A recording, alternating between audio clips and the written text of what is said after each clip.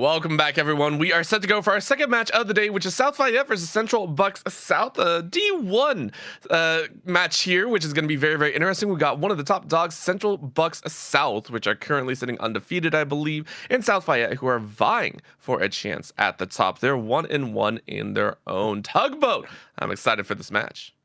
Very excited. The thing I was doing with my fingers, South Fayette, 8th seed overall, CB South. Yes, the Central Bucks South, a school where esports is supported very, very well, Orbital. It's going to be sitting pretty, number 1 seed, 3-0. You don't get better than that, my friend.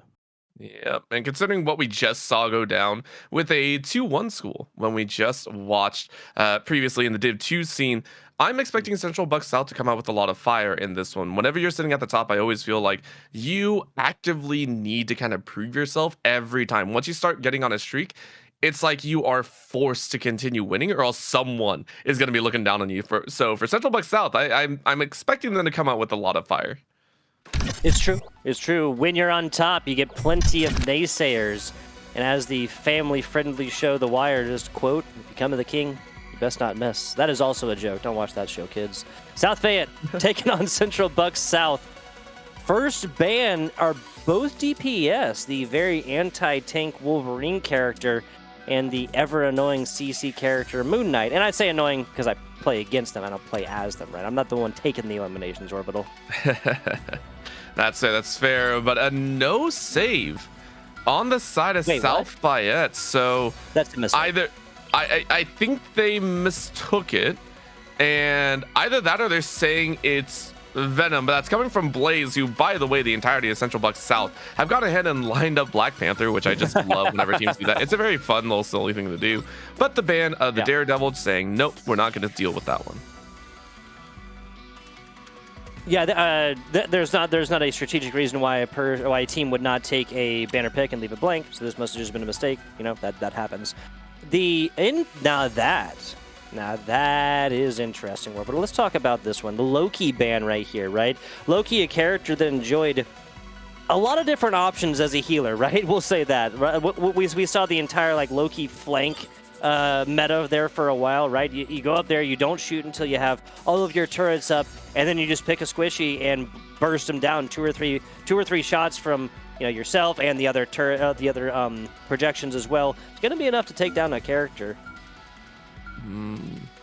Saving of the DPS though this time around. Iron Man for the side of Central Bucks South, and on the flip for South Fayette, it is the Punisher, which is a little surprising. Normally it's a Bucky, which we haven't even seen touched here. Punisher has obviously risen in the ranks recently, was on the weaker tier, I think, for a while, but now has been given some love. Either way, though, Destructor really wanting to hang on to that one. There's the Hella ban at the end. Triple DPS again. Central Bucks South really hammering hard at South Fayette, but they might leave open at least one or two, or they're forced to leave open at least that Punisher. Yeah, interesting stuff. Interesting stuff. This is... again, I hope that South Fayette doesn't fall the same way as what we saw earlier, which was not again that centralized theme, right? That I want, as a team, we want to do X, Y, Z. Is that take down an opposing hero early?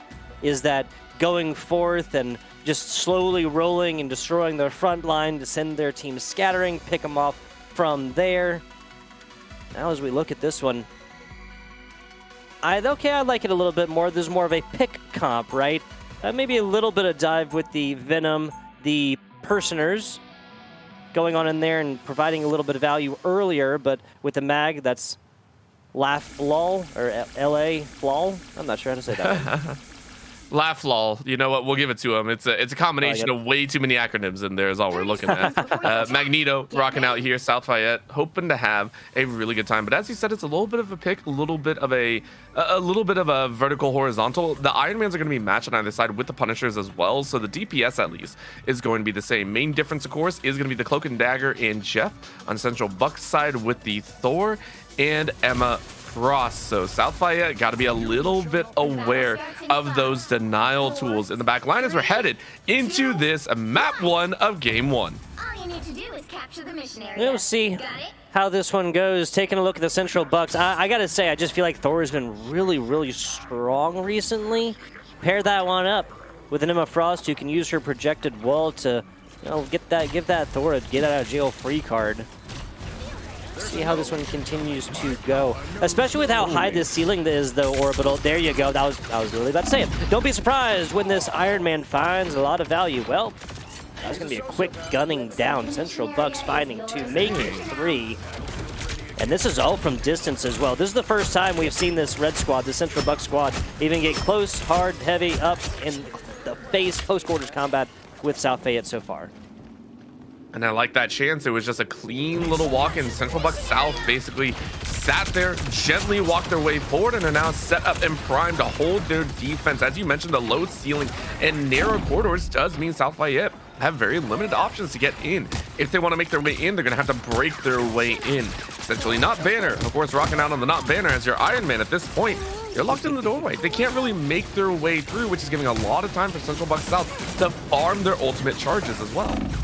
Yeah, and this is kind of what some people have been complaining about when you talk about this. You talk about, what's that other convergence map? I can't remember the name of it. I'm honestly terrible with maps. But there's a couple different situations on these maps where there's just like way too bottleneck, like way too chokehold like this. And if your team composition plan is just get a bunch of characters who are great at filling short, small spaces, and then you hold, it's like, oh, well, I feel like you won a little bit less than in different ways. Here comes the ultimate finally, trying to crack this stalemate.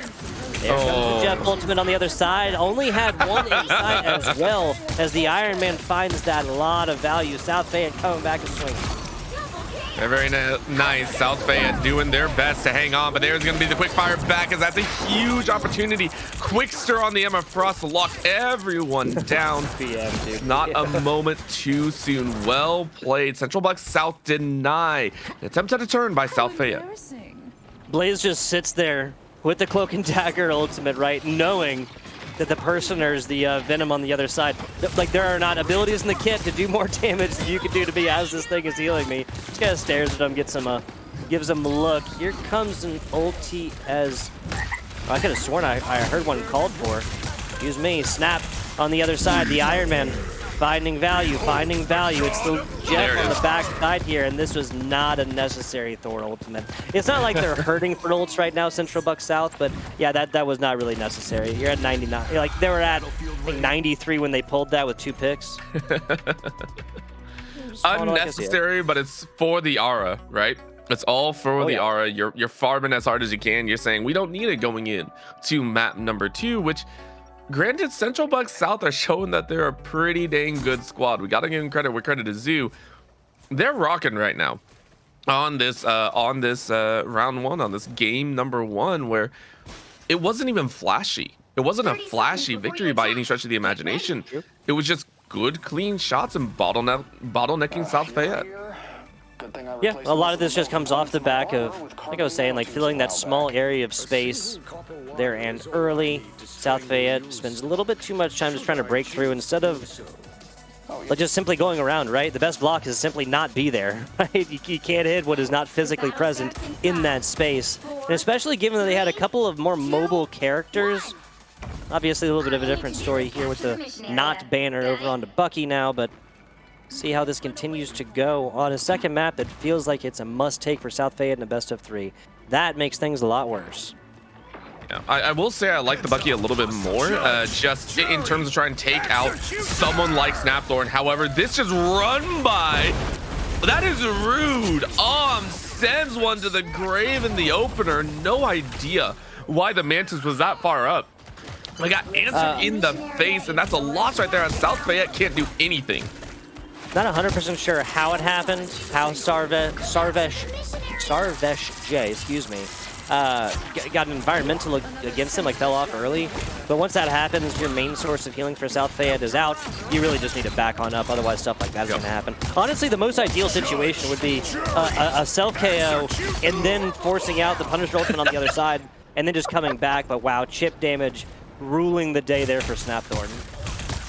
I love the fact that I'm so sorry, but we heard Destructor call Judge, Jury, as he fell mid-ult. It was It's a funny moment, and I feel bad, though, because South Fayette, we're hoping for that ultimate to pay off. Starvesh now rushing forward with the Cloak and Dagger, trying to bring a little space, but Snapthorn stops him in the middle. Central Bucks South are showing how to deal with the team and how to deal with ultimate turnings, as we know those ultimates can be massive game changers.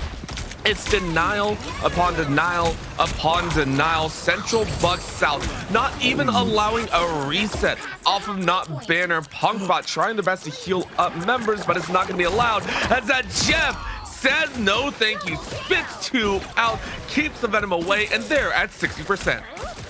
Arguably, especially at 60%, if you're Jeff, you want to take a long walk off a short pier there, right? Like not even spin him out to begin with, but oh man. The Personers attempting a 4 or 5 man versus 1 ultimate right there. They're not going to have anything on the backside, and this might be enough for them.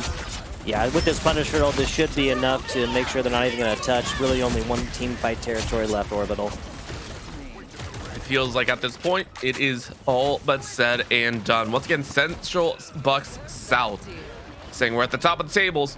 We know it, and we're going to stay there as much as possible. I also like to say maps like this, Domination, very, very difficult for teams that may not be used to offense-defense swaps, not understanding exactly how to move between the two. But Central Bucks South showing they can rock both offense-defense and shut out the opponent. Well played, 2-0. Game 1 goes their way. Yeah, so the first round seemed like there was a lot more back and forth between these two squads, between Central Bucks South and the South Fayette squad. Some of that came off the back of Central Bucks, excuse me, like having point and being fully willing to just fight across, you know, that little chokehold right there. Every second off is a second gained, right? Taking a look right here, only 1 player died more than once as well there for that Central Bucks South squad. It would not be a horrible alteration of South Fayette's game plan to just dive on in and dedicate most of 6 players into taking out, well, I mean, 8,000 healing in a really, really, really quick 2 maps, right? To try and take out the main healer there. In this case, it'd be Archimay. The fact that Archimay still came out with the third highest in number of eliminations is wild to me. 20 assists, 21, only 1 death overall. I gotta agree. You gotta change something up. And I think we saw a little bit of that. I will say South Fayette, they had moments where you did see them actually move as a squad, but it always felt like 1 player was just slightly out of position. And what's rough is when you're trying to learn, I think there are moments where you wish you weren't up against like the #1 team in the division. You're sitting there going, look, we have the game plan. We're trying to practice here, and you guys are picking apart every single mistake we do. Like, can you not let us breathe? And Central Bucks South are out here like, we could, but then we leave opportunity to lose, and we're a #1 team. We don't want to do that. Moving in to Convoy here, South Fayette do need to find that right movement without leaving a mistake open and keep trying to pressure that. Like you said, maybe go for Archimay, who is way too comfortable and way too free to do whatever.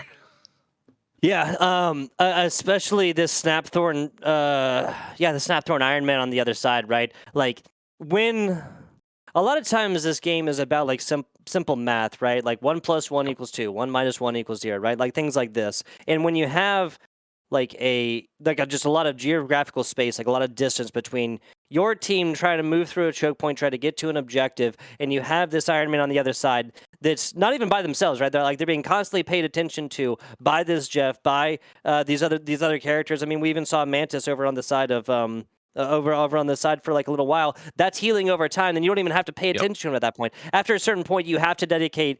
Like, you have to find a character that can go along with whatever your team is trying to do that also can get damage at distance. We're talking about Adam Warlock. We're talking about Hella, just two off the top of the head. If you're not actually going to go up there and send like a tank to go get them, right, to actually get the Hulk and bring them down from the heavens, because that's like more of like a categorical shift, like of your team composition to just take care of one single player, right? But something on the other side where you can get longer range damage off onto a character like that Iron Man, especially what we saw, just okay, they pull ultimate on the other side, then Snapthorn just goes up and wall peaks. Oh, what it was like 3 shots like charged up in Iron Man's charge up form right there. That was just enough, and especially when you're looking at a Punisher on the other side, you know that they cannot move quickly. It's the pacing call coming out here, which I really, really do agree with.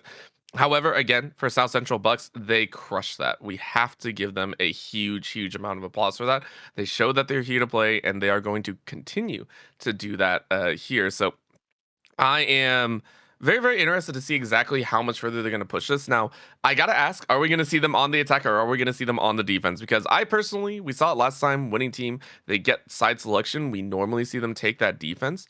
Do we see them go the defense or do we want to see if they're going to push a little bit harder? Are they going to go for that attacking side to see how much they can get out of it? Yeah, the writing on the wall is always such that especially if there's a 2-0 in the first map, then that team is generally going to want to go onto the defensive side because like the writing on the